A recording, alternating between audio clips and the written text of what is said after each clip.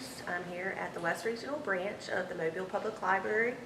I'm going to be talking about our Kaleidoscope exhibit, which features the costume design of Eugene Walter.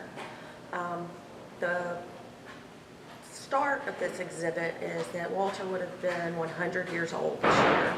So the Downtown Mobile Alliance has partnered with all kinds of people all over the city to do 100 events about Eugene for his 100th birthday. And the library is really excited.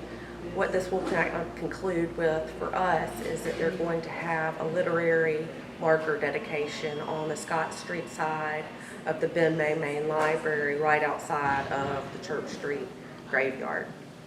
So Eugene was known pretty much worldwide as being a Renaissance man. He is known as Mobile's Renaissance man. He was a gourmand, he was an actor, he was a poet, he was a writer, he was a friend to cats, he was a songwriter, and he was also a costume designer. So the exhibit here, Kaleidoscope, is featuring lots of his work in costume design. So Eugene grew up here in Mobile. He was kind of adopted by the Gafers of Gafers Department Store, but previously he grew up pretty poor with his parents. And he used to go downtown to Fisher's toy store. While he was there, he would go, these are very popular. This was on loan from William Gant, who is the chairman of the Southern Literary Trail. But Eugene has said that he must have written 3,000 plays for the toy theater that he didn't have. So that's a nice little insight with the quote about how he might have, been early introduced to theater and costume design. After Eugene graduated from high school, he studied with Edmond DeSalle, who was a pretty famous artist, but he became a float painter for Mardi Gras. This rendering was done from the Mobile Mardi Gras, the Carnival Museum, but the original of this is in the OOM, the Order of Miss House here in Mobile. As I mentioned before, Eugene was full of whimsy. He had a great sense of humor.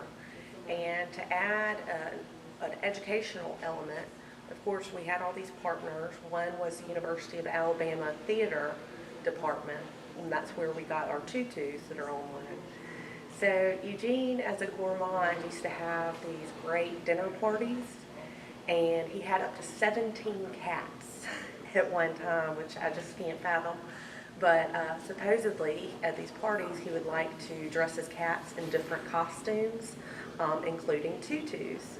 So we had our staff member and local artist Jamie Lee do this for the kids or anyone of all ages to enjoy.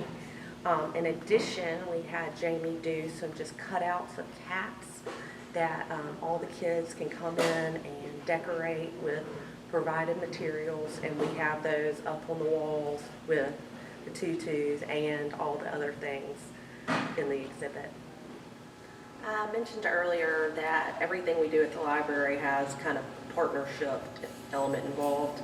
Our partners for this are the Southern Literary Trail, the Auburn University Archive, the University of Alabama Dance Department. So this panel talks a lot about our partnership with Auburn. So in 1947, for the 50 Funny Fellows Ball, Eugene did a design. We've got them featured all around here of the tableau costumes for that ball. This panel also talks about Eugene's time in Rome.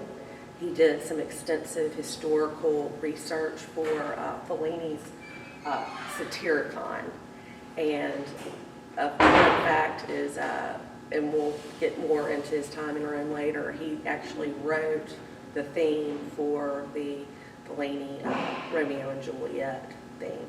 So he was a little bit of everywhere, but he's definitely Mobile's Renaissance man.